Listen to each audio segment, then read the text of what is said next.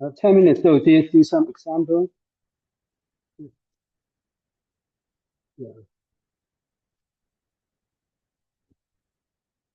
Now we have all the formula we want, and all the formula justified. The rest is just to do some explicit Fourier transform. So look at this. So the first one is to be simple. So T is using use of absolute value of T, right? Obviously, this alpha must be positive, otherwise it blow up at infinity. That is not nice function that you can define a Fourier transform. Okay, so this is for positive alpha. For negative alpha, you need to put an absolute value, obviously. So you just get calculated G. Right, that shouldn't be too difficult. And just put the function, right, and then multiply by, this is Fourier transform, so it's plus I omega t and dt. Right, and obviously that is very simple, right? This is a symmetric function, right? And obviously just like what we did, you can say that this is you get only the cosine function, right? And the cosine function will give you a cosine function, basically taking a real part of that one, right? And then the integrating from C, there's 2 times the integrating from 0 to infinity. You can write this as 2 times 90 taking the real part, integrating 0 to infinity. Now you can get rid of the absolute value because now you define from 0 to infinity, the t is just an absolute value, which is t. So you have minus alpha plus omega times dt, right? So that becomes elementary. And many integrations are elementary. Some of them are involving some complex integration. Okay, so you know how to do it, right? So u divided by minus alpha plus omega evaluates infinity, right? And the upper limit obviously is 0 because you have alpha. Assuming alpha is not 0, obviously, right? And alpha positive, that term is 0. And at the lower limit, t is 0, so exponential function is 1. Forget the real part, right? And now it's just 2 pi u part of minus alpha plus I omega, right? And you know how to do that. This is alpha square plus omega square root, and the real part is just minus alpha, right? Yes. See if I got it right.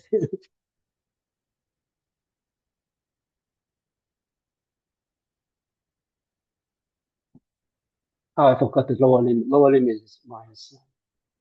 This is lower limit.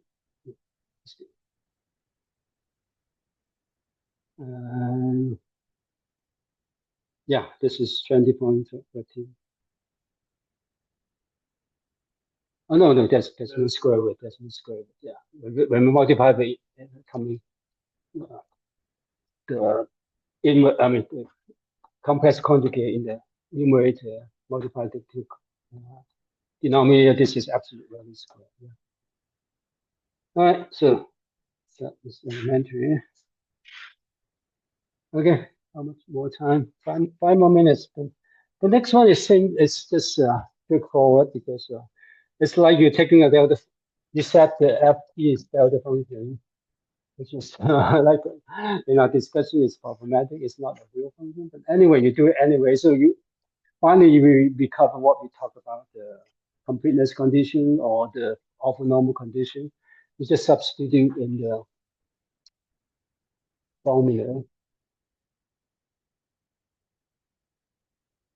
The t e to the I e to the t dt, right?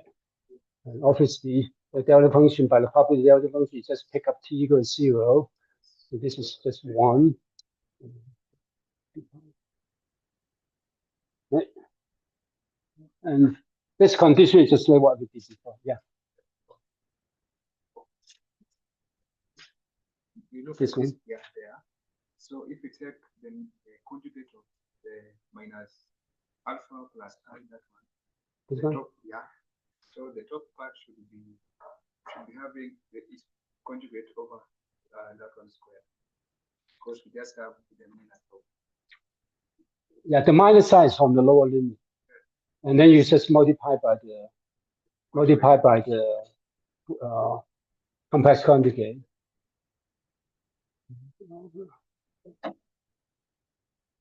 Right. The real part is this one. You have minus alpha, and then your minus sign becomes alpha. This to multiply by this one. Okay. Yeah. The sign is confusing. I make some sign. Sometimes just need to be careful about sign. Right. How much more time? 3 minutes. Well, the next one is slightly more than involving some complex.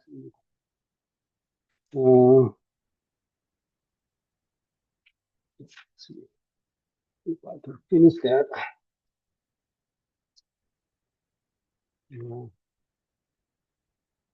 Oh, it's just like the inverse of this one. You say that this one is 2 alpha square root of 2 pi alpha squared plus t squared. Right?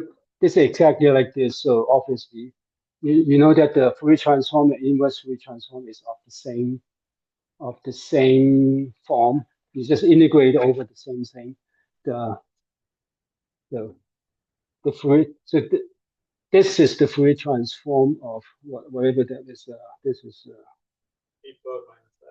this is e to the minus alpha square of t, right? So basically, this obviously using this by just the symmetry between the Fourier transform formula and then the inverse Fourier transform formula. This means the omega is just interchange t with omega, right? It's e to the minus alpha, assuming alpha is positive. If alpha is not positive, you put absolute value over also. Right? This should be the this is. I mean, you can also do it using the complex integral, right? Yeah, that's the final formula. Final result, g omega is this one. You know what I'm saying? This is what we're coming from. The f is this is from f. It's e to the minus of t. So this is the Fourier transform. This is the Fourier transform of this one. And the formula for doing Fourier transform, inverse Fourier transform is symmetric. So the inverse Fourier transform of this one will give you back to here. Then the Fourier transform of this one should give you the same as this because you just change omega to t. Or so the transform just basically whatever the function t you change back to omega. Right? So that is, I mean, you can do the integral, Fourier contour integral. That we could do that next time. We can start next time. Check that they should be the same. Okay, we'll continue the example. I think last time we finished the second one. Look, the first one, we don't exactly finish that. We argue that this is example 20.2.1. And then the number 3 is like similar to the first one, except that it's kind of like the inverse Fourier transform for the first one. And we did it that way and got the answer, the same answer as the textbook. But then you could just integrate that using the complex integration. Now, by now, I'm sure you are all very familiar, so it's very straightforward.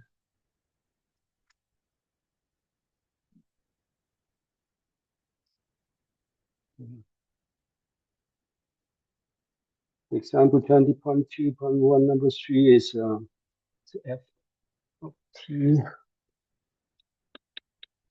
is given by 2 alpha over square root of 2 pi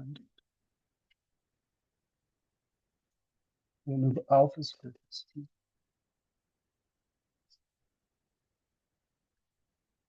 So you can just integrate that directly.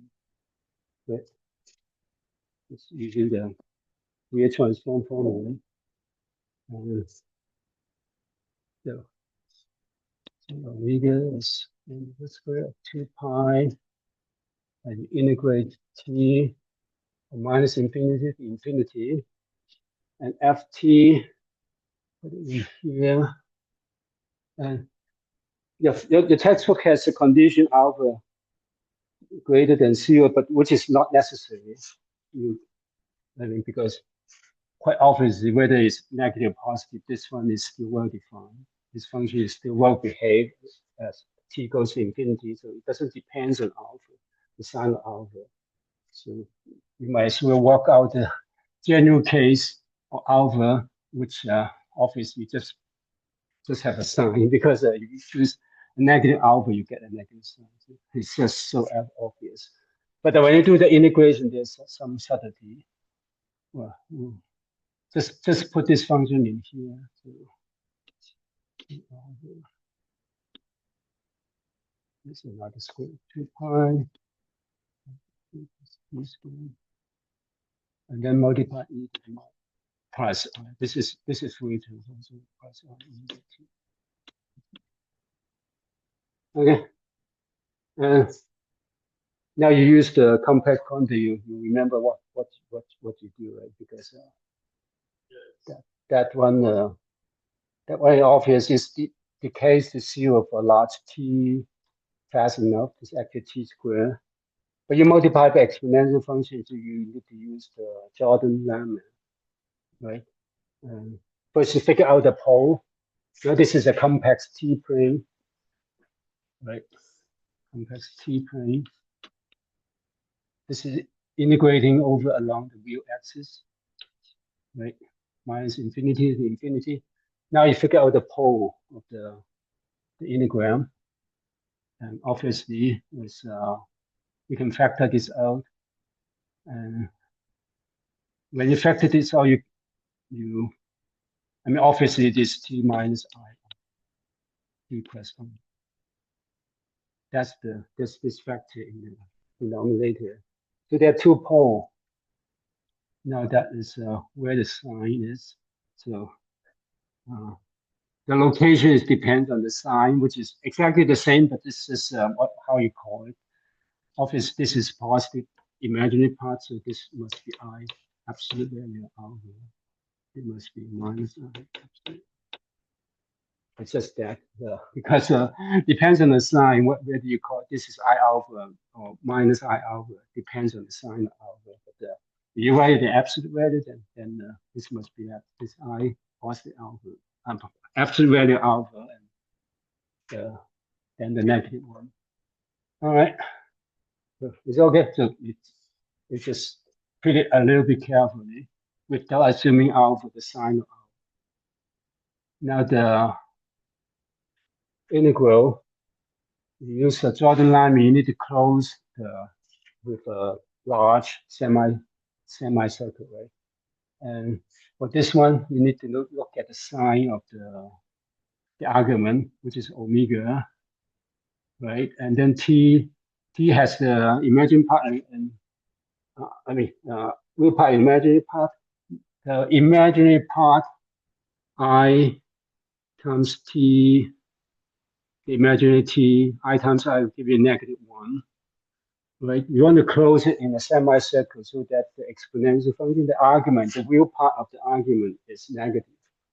And the real part becomes the imaginary part in here, I times t. So t, you close in the semicircle, the imaginary part of t multiplied by omega must be negative. So when you close it upper circle, the imaginary part is positive. So because I times I is a negative, you want the positive omega. So for this is when omega greater than 0. You want to close it this way. Can you see that? Can you have people follow the argument? You remember the Jordan line? Is the consideration correct? Okay, this is Jordan line, right? So you close it in this on this circle. The imaginary part of t is positive, and I times I is negative. And so you want to positive omega so that the real part of the exponential function, argument of the exponential function is negative. Okay, so you close it this way. All right. So then quite obviously when omega is less than 0, you close it the other way around. Right.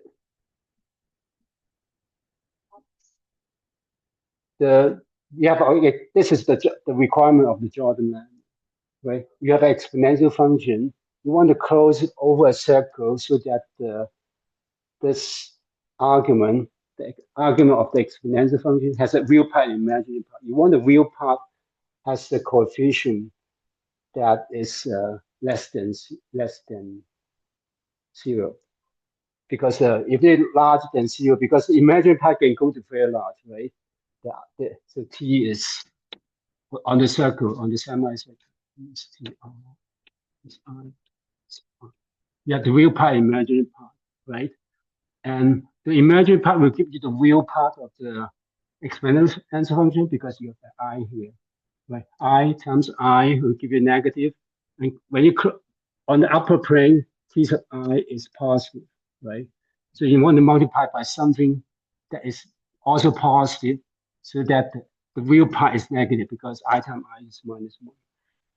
Okay, so if you choose the other way around, then the exponential function is exponentially large. So you can argue that the integral along the semicircle is 0.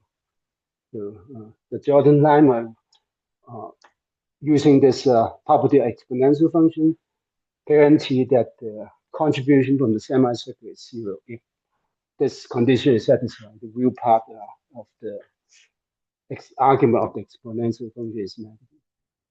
Okay.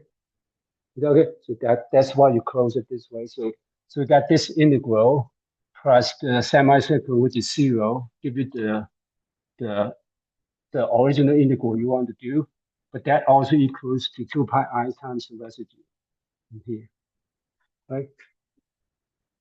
So so there are two cases. So you write because this is already is in. You already argued that how you can close it. So the semicircle doesn't contribute. So this is actually exactly this one. So you just need to multiply by the residue of whatever the argument. So it's 2 pi r. And the only difference, of course, when you close the upper circles, you have the correct sense, the positive sense of the loop. You close it in the negative lower circle, then you have the negative sign, so you get a negative sign. So you can put it like plus or minus, right? And the residue are also different. The upper sign, we call omega positive, this is the pole. Omega negative, this is the pole. Okay, so we just need to write down the rest. So the rest we have 2 pi and then 2. So altogether you have alpha and pi, get all the coefficient, right? And then if you close it upper 1, you multiply it to, now you can actually, because of that, you can get the absolute. Doesn't matter, right? And so multiply t minus I absolute. So get rid of that, and evaluate t equals to this one, become 2I absolute value alpha in the denominator. So 2I. And then in the exponential function, you get the I omega, and you have the I alpha in t. I times I minus.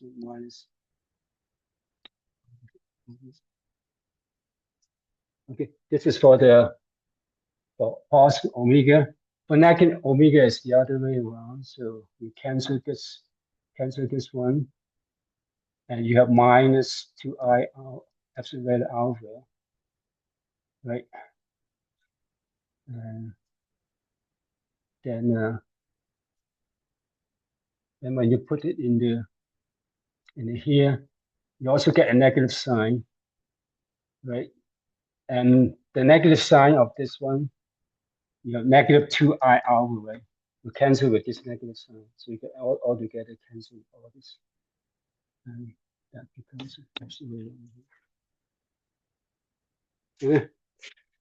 And this I times I cancel with I cancel with I, 2 cancel with 2. And so altogether it's just absolute alpha. Okay. So that combines the both cases. This combines, so either close it upper or lower, value at different poles. You get the uniform formula. So it's the same as your textbook. It's just that the only difference is that you argue that if alpha is negative, you get a sign of alpha. You get a negative sign. So that is what you expect. And this is the same as the textbook. Alpha omega. Okay. The textbook only have absolute over omega because assuming alpha is positive, but alpha is